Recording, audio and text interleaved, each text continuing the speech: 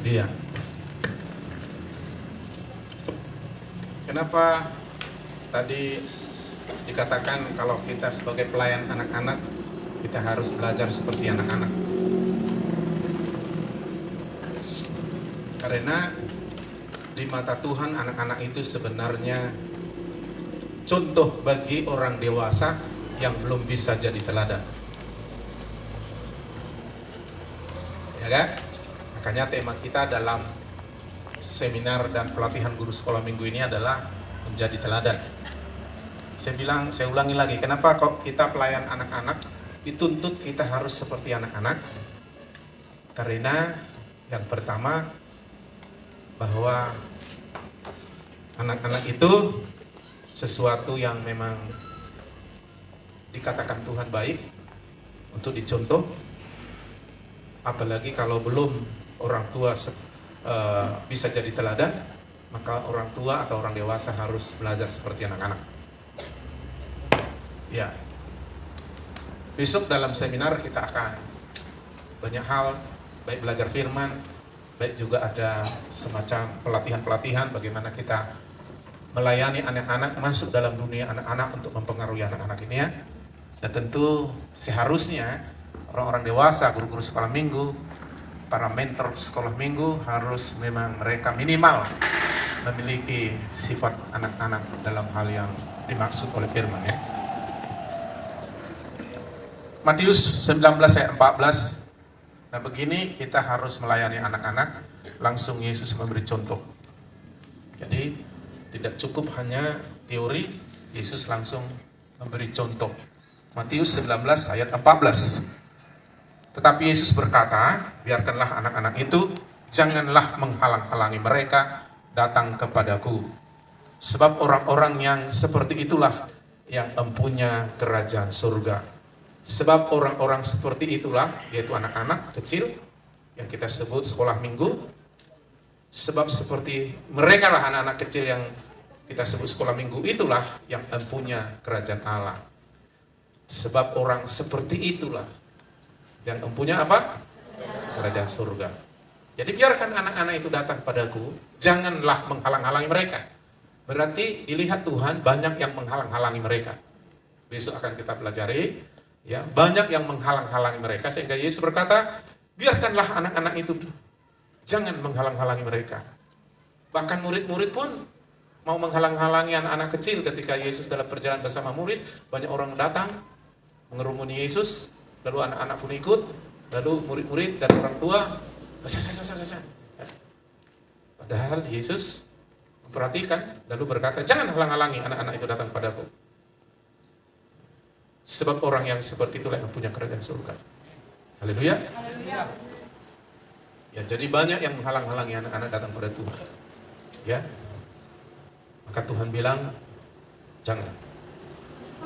Sebab orang-orang seperti itulah, yaitu anak-anak yang datang sama Yesus itu, yang punya kerajaan surga. Lalu bagaimana Yesus memberi contoh? Kita perhatikan Markus 9 ayat 36 sampai 37. Ya. Makanya kita harus tahu anak-anak, kita masuk dalam dunia anak, khususnya kita harus memiliki minimal sifat hati seorang anak. Ya. Maka Yesus memanggil seorang anak kecil dan menempatkan anak itu di tengah-tengah mereka. Kemudian Yesus memeluk anak itu. Ya, panggil anak kecil, ditempatkan di tengah-tengah orang banyak, orang dewasa.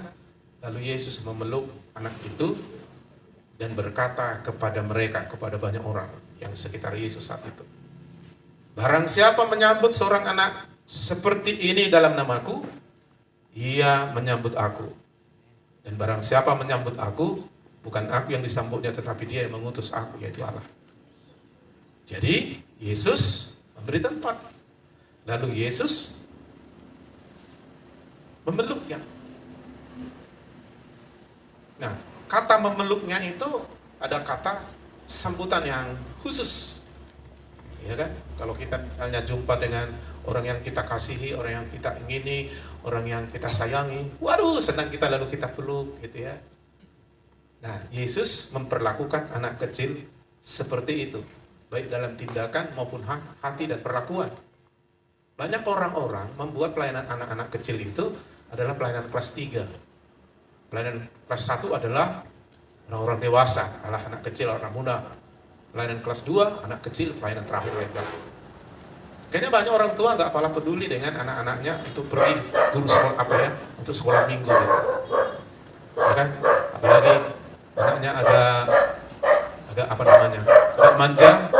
Kadang-kadang orang tua tak pala terlalu menginginkan, harus guru, ayo sekolah minggu nak. Nah, padahal sebenarnya Tuhan marah perlakuan seperti itu. Jangan menghalang-halangi, malah membantu, menolong anak-anak datang pada Yesus. Yesus begitu melihat anak kecil ini, dia peluk, dia sambut, ya. Dan itu contoh yang jelas. Jadi guru-guru sekolah minggu harus seperti itu. Haleluya. Kata meluk ini sesuatu yang dia senang, dia suka, ya. Maka dekat. Mungkin pada waktu itu anak ini nggak pala dikenal, tak anak siapa ini, atau mungkin lagi ada pula ingusnya kan, bermain-main kan. Peluknya, itu tanda dia senang, suka, menerima anak ini. Dan Tuhan Yesus menghubungkan bagaimana seorang menyambut surga, menyambut kerajaan Allah. Sebab orang-orang seperti itulah yang punya kerajaan surga. Jadi nggak boleh saudara anggap anak kecil itu ya pelayanan kelas apalah itu gitu. Enggak, saudara, di mata Tuhan sama itu. Malah istimewa di mata Tuhan di sini. Kenapa? Karena anak ini seorang yang memang Tuhan suka, seorang yang memang ya bisa kalau dibawa kepada Yesus ya datang disambut Yesus dan anak ini akan mau gitu. Kalau orang tua, orang muda kita aja ayo gereja, ada sama Yesus belum banyak kali alasannya kan. Dan anak kecil ini enggak. Artinya enggak sulit membawa anak kecil datang pada Yesus. Dibanding orang pemuda, remaja, orang tua, sulit. Makanya kalau kita katanya, ayo kita lihat lagi, ya kita akan belajar tentang sifat anak-anak. Tadi saya sudah baca, sampai mana? Markus 9 ayat 36 sampai 37. Iya. Maka Yesus mengambil seorang anak kecil dan menempatkannya di tengah-tengah mereka. Kemudian Ia memeluk anak itu dan berkata kepada mereka, barang siapa menyambut seorang anak seperti ini dalam namaku, ia menyambut aku, dan barang siapa menyambut aku, bukan aku yang disambutnya, tetapi dia yang mengutus aku. Berarti dia juga menyambut Allah sendiri. Amin. Amin. Jadi bayangkan sampai menyambut kerajaan surga, menyambut Allah sendiri diperumpamakan seperti menyambut anak kecil. Ya, kita akan belajar sedikit, besok akan diuraikan lebih dalam lagi sifat anak-anak. Kenapa dibilang, ada satu ayat bilang kalau kamu nggak seperti anak kecil ini, kamu nggak boleh masuk kerajaan Allah. Ayo kita lihat sifat-sifat anak-anak, ada 5 saya siapkan di sini. Nah, tak kenal maka tak sayang. Kita harus kenal, nggak boleh guru sekolah minggu nggak kenal anak-anak yang dididiknya. Ya. Matius 18 ayat 4. Sedangkan barang siapa merendahkan diri dan menjadi seperti anak kecil ini, dialah yang terbesar dalam kerajaan surga. Sedang barang siapa merendahkan diri dan menjadi seperti anak kecil ini, dialah yang terbesar dalam kerajaan surga. Jadi anak kecil itu rendah hati. Amin. Ya, kalau ada anak kecil jadi sombong, itu karena sudah terpengaruh negatif. Pada dasarnya anak kecil itu rendah hati. Ya. Yang kedua, anak itu jujur dan polos. Kalau ada anak kecil yang udah umur katakan 4 tahun, 5 tahun nggak jujur polos lagi, itu karena sudah salah didik, terpengaruh. Jadi anak kecil itu rendah hati, yang kedua jujur dan polos. Anak kecil itu nggak tahu bohong kecuali diajari bohong. Nggak tahu bohongnya. Dia jujur. Kalau orang dewasa kan, kalau aku bilang nanti nih risikonya ini, jadi bohong dia. Kalau anak kecil enggak. Makanya kita harus seperti anak kecil dalam sifat ini gitu. Yang kedua tadi apa? Jujur dan polos. Iya, jadi sebenarnya kenapa kok ada anak kecil Pak? Ada Pak di kampung kami atau guru anak sekolah minggu saya masih umur 4 tahun. Cakap kotor, bohong. Wah, gak jujur, gak polos dia. Nah, itu udah terpengaruh itu. Yang ketiga, sifat anak kecil itu ceria, suka bermain. Apa? Jadi gimana kalau guru sekolah minggunya nggak ceria, agak mutung mukanya, agak cemberut, kaku? Itu udah lain, itu udah dunia orang dewasa yang penuh masalah. Kalau anak kecil ya kayak kamu tadi, ya nyanyi ya ces gitu. Makanya semua yang hadir ini memang sudah dapat kasih karunia bisa melayani anak-anak. Ya, saya dulu tahun 85 pernah melayani anak-anak. Tapi setelah banyak klien-klien saya nggak melayani anak-anak lagi. Saya dulu punya sekolah minggu ada 70-an orang dulu. Ya. Dan memang betul-betul saya waktu itu masih anak muda ya. Betul-betul saya masuk dalam dunia anak-anak, makanya sampai orang tua heran. Kenapa lebih patuh sama bapak daripada sama kami orang tuanya? Iya, karena anak-anak itu bisa dipengaruhi. Ya. Dan anak-anak itu kalau udah suka sama guru sekolah minggunya, udahlah, masuklah semua ajaran yang kita sampaikan. Tentu harus yang benar, amin. Jujur, polos ya. Jadi kita tanya, nah, sekolah minggu, kenapa kok kamu cemberut? Nak, dia sudah dekat sama kita, ya kan? Iya, aku tadi baru ditampilin bapakku. Kenapa kau ditampilin bapakku?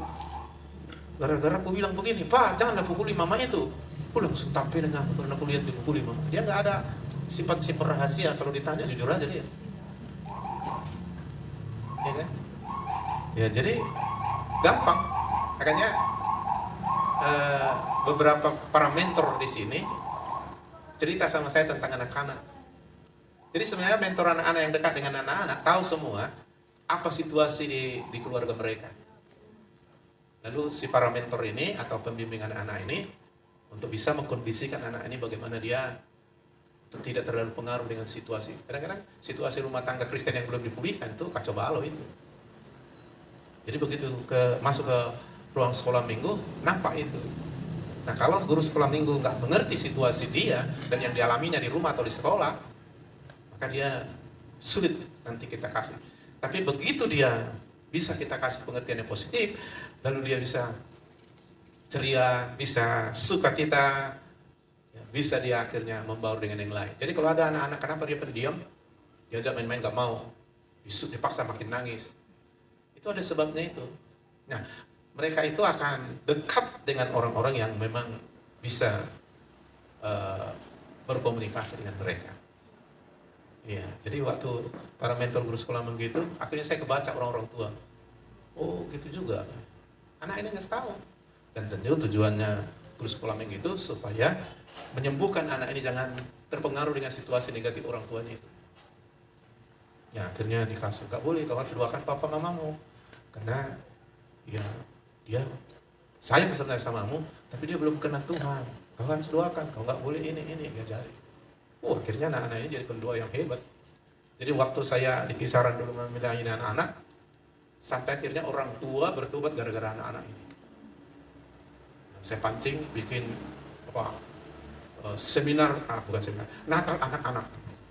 Anak ini kalau sudah lengket sama kita ajarin apa pandai-pandai nih semuanya. Nanti supaya bapakmu, mamamu nanti diundang ya, kau tampil harus bagus ya, senang nanti kau dilihat orang tuamu, senang nanti ya, mau kan? Mau. Maka mereka latihan keras apa semua, begitu kita suruh tampil, orang tuanya terharu, akhirnya dilihat juga di rumah orang tuanya. Jadi kalau dia sudah diubah firman Tuhan melalui pelayanan kita, itu akan nampak di rumah tangganya nanti. Sampai ada anak sekolah minggu saya mendoakan ayahnya sakit sampai sembuh. Ya, jadi anak-anak sekolah minggu saya itu banyak yang sudah bisa bahasa roh, dibaptis Roh Kudus, dapat penglihatan dan sebagainya.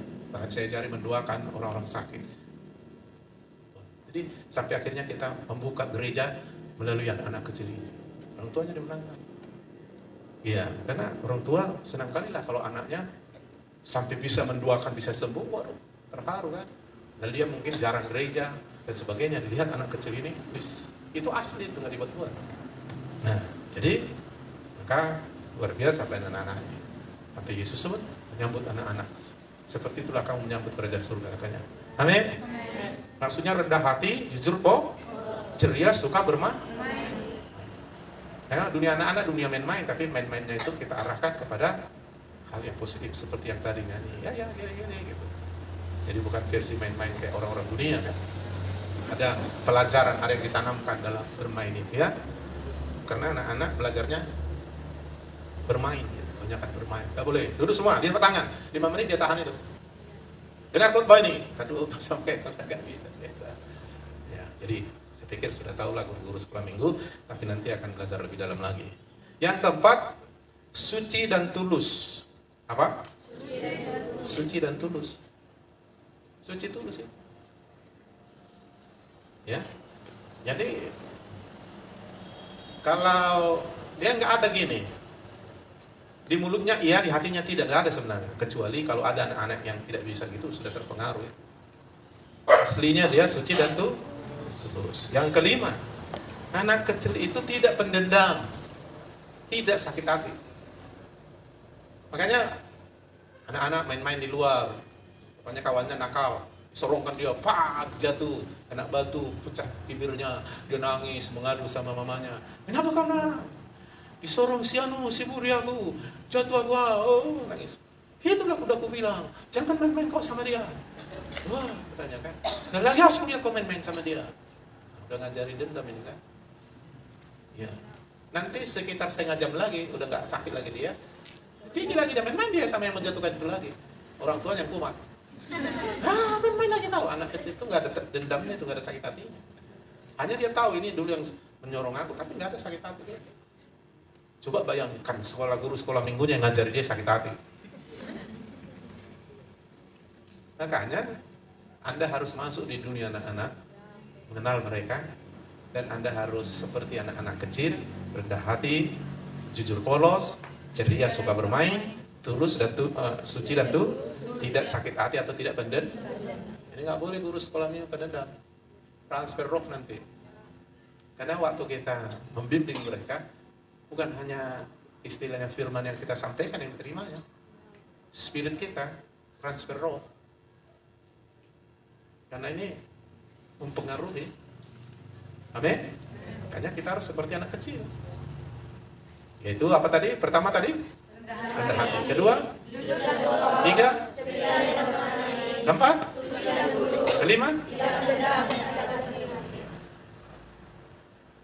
Makanya kalau saudara lihat guru-guru sekolah minggu yang profesional, ceria aja bawaannya. Apalagi kalau udah ketemu sama anak-anak, senang aja gitu. Jadi kalau salam anak-anak, halo, berkeras.